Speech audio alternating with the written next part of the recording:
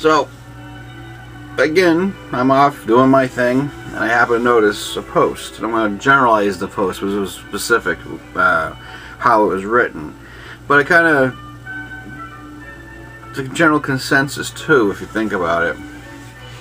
That's something I've noticed while casually pursuing Facebook groups. I keep recognizing the same members listed in every group. The most Facebook people simply join each and every community that is related to what is they're signing up for in any teeniest way. So in other words, if you're a witch and you applied to all these different witch groups, you'll still see the same bunch of same people. And I even, it's funny because I'm being inclusive. I go to everybody's group, witch, pagan, Satanism, whatever. And this particular observation was done by a theistic left-hand path. So he was saying basically, every time I go and I check these forums or these groups, I keep seeing the same faces. And I think, for me, it's a little different, I think, than the average person, but I could, be speaking for other people. And that is, when you join many different groups,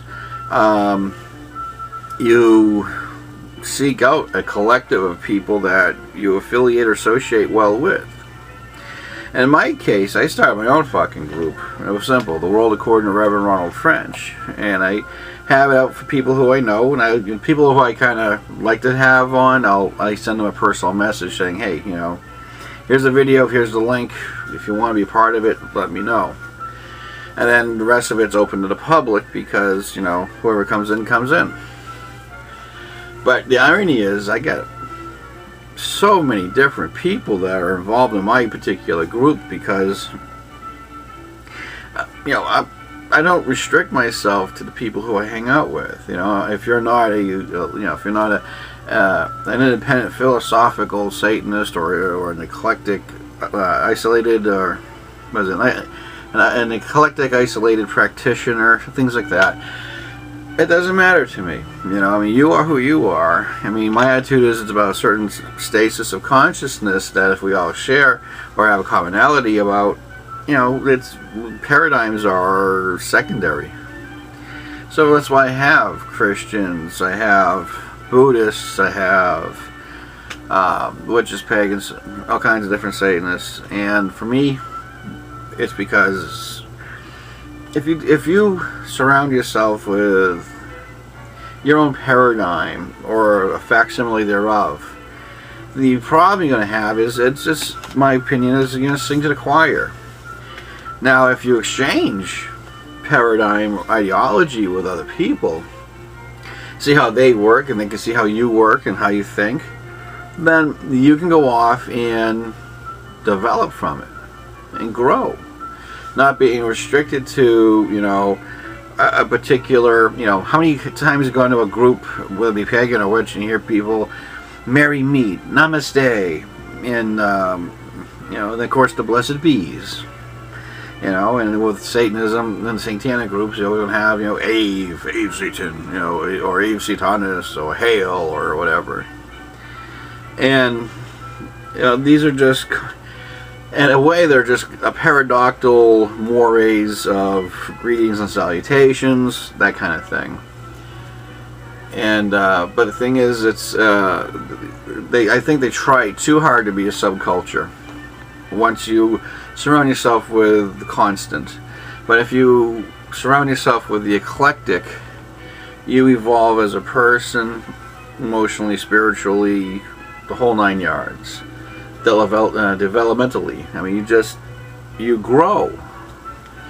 So for me, irony is I get along with a lot of theists, and because as my foundation being atheistic, and I am a deist. Now, I do believe in energy. I believe in, but think about it. In a more pragmatic sense of the word for energy, and the way I believe in deism is, we are a biomechanical machine. We're 90-something% water. We can't do this without sending electrical impulses down to our nervous system. So we are essentially a vessel holding bioelectric energy. Our sun is energy. You know, everything around us is energy.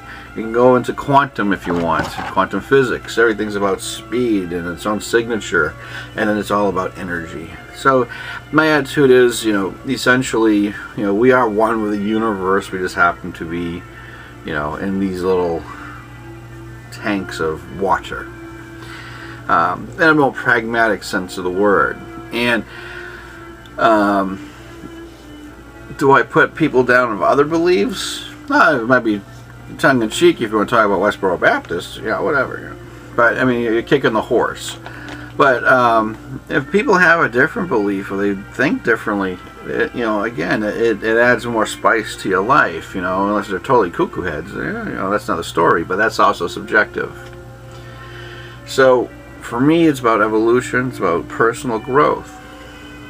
And irony is because of a not the economy per se, but a polar opposite of paradigm or ideology and the differences of paradigm. You know, so for some people it shocks others if I have witch friends or Christian friends or whatever. And quite frankly, because I am as open as I can about what I believe and how I believe it, I find it more amusing that there is no hang up from them, you know.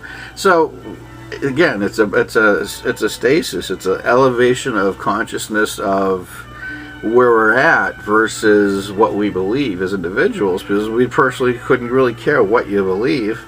We like to know the difference if there's a question, and we're not afraid to ask it because we're not persecuting each other over the question. You know, hey, I understand you guys think this way. How is that true, or how does it work? And it goes back and forth, you know, and doesn't get carried away with a finger pointing and you represent all evil or all good or all whatever, you know. So again, it's all about personal evolution. But when you go to different groups, I got a lot of different groups. But the thing is, it's also about finding a certain set of people that you want to really discuss things with. And if you're stuck with a paradigm, you're stuck with a singularity, if you would, you're not going to grow.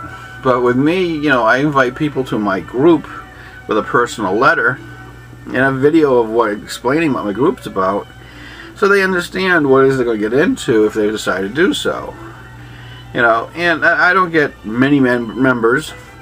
And one time I had a flux of people pouring in, and a week later the whole flux poured out because, you know, it's my unabridged version of what offends people on the video circuit.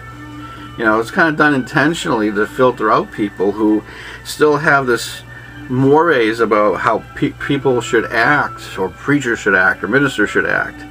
And my attitude is, they're people. They're all swinging dicks. They're going to get laid. They're guys. If you have a female preacher, well, she's a woman, and she's got her characteristics too. In other words, they're not gods. They're not higher than you. They're not anything more than the fact that they're a person who has a job, and their job is about religion.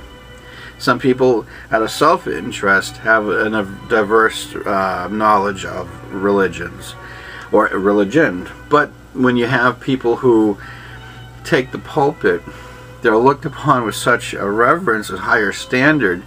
But the thing is, the standards should be about the people who set them for themselves, not for some other person to set for them, especially when they can't even follow it. So my social exercise is being the biggest armpit and ass hat in public with the title Reverend. I'm sure you figured this one out by now. And if you haven't, ta-da! So, anyway. But when you go off, and believe me, I'm in the middle of my classroom, in my welding class. It's all guys, you know, and they were gawking over a pretty girl that walked into the room. And I said, pretty girl, huh? They're like, oh, yeah, you know, they're all walking boners by that point. They're all looking, you know. And I'm like, you know, I seen prettier women fuck a horse for $500. Put that in your mind every time you see this pretty woman or a pretty woman. And they looked at me funny, like, you're a priest, you're a pastor, you're a minister, you're, you know, all these things. And I go, yeah, but I'm a man too. And that's the point. I'm a man. Everyone's, you know, a human here. And because they have this mores, this conditioning, I talk the way I talk, people fucking animals, whatever. And it takes them into a whole loop. Kind of like a conscious smack in the face, and they don't know how to handle it sometimes because of their conditioning. So again, I do this in real life, not just on video. So it is funny. So now my classmates have a mental note when they see a pretty woman or that pretty woman. They're not thinking of a pretty woman, you know, fucking a horse. So it kind of, that was another exercise too. I would call breaking a spell. You know, if you got a group of guys, you know, focusing on the only woman that's walking in the room, well, and she happens to be pretty, well, that's fine. But the thing is, you know, there are more attractive women out there doing really fucked up things for money. And I get more detailed about it, and then they kind of get grossed out. So now they look at her, they don't look at her the same way like they did before. Now look at this mental image of some prettier woman, you know. So that's what I do. And for me, it's entertainment as well, because, you know, it's not too hard to, you know, have that kind of entertainment. You can't pay for it, you know. So circumstances are amazing. But anyways, but again, when you're dealing with like in a collective group, when you're dealing with a diverse group of people, I like diversity. I cannot be with the same clique or the same circle, because once you get to know the people, do you really want to know them anymore? You know, or if you're a group or society or you know. So for me, it's better to do what I do because I enjoy the differences, and not to know a whole lot more than I need to know, but to have guide people to the direction which they wish to travel. And that's where I take myself and the people around me who, you know, decide to go into their own path. So yeah. So this was a statement this guy wrote a few times over, and you know, so I wouldn't want to call this video.